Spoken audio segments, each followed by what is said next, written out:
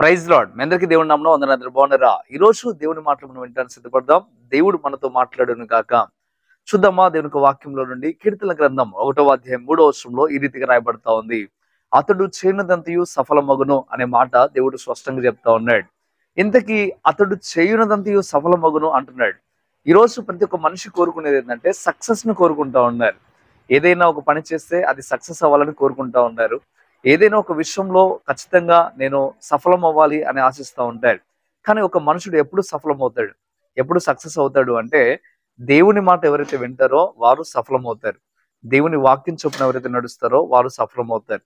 అందుకే దేవుడు స్పష్టంగా చెప్తున్నాడు, ఎవరైతే దుష్టుల ఆలోచన చొప్పున నడవక, పాపుల మార్గం నిలవక, అపహాసకులు కూర్చుని చోటున కూర్చుండక, యెహోవా ధర్మశాస్త్రమునందు ఎవరైతే ధ్యానిస్తూ ఉంటారో వారు మాత్రమే సఫలం అవుతారని చెప్తా ఉన్నాడు. మంచి త్రోవలో నడవకుండా నేను సక్సెస్ అవ్వాలి అంటే అది జరగని పని. ఎవరైతే మంచి త్రోవలో నడుస్తారో వారు మాత్రమే సక్సెస్ అవుతారు. ఇది మనం ఒకసారి ఆలోచించుకుందాం. నువ్వు సక్సెస్ అవ్వాలనే ఆశ అయితే నీకుంది, కానీ మంచి త్రోవలో నడుస్తున్నావా లేదా అనేది చాలా ఇంపార్టెంట్.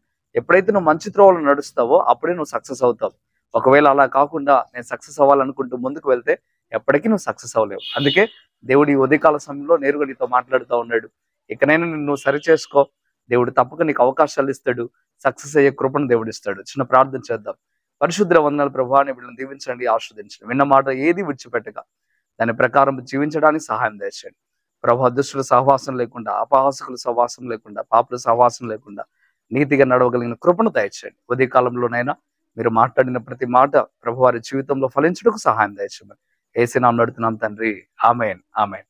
మంచిది ప్రియమైన బిడ్డలారా, మీ అందరికీ కూడా హృదయపూర్వకమైన వందనాలు. Praise lord.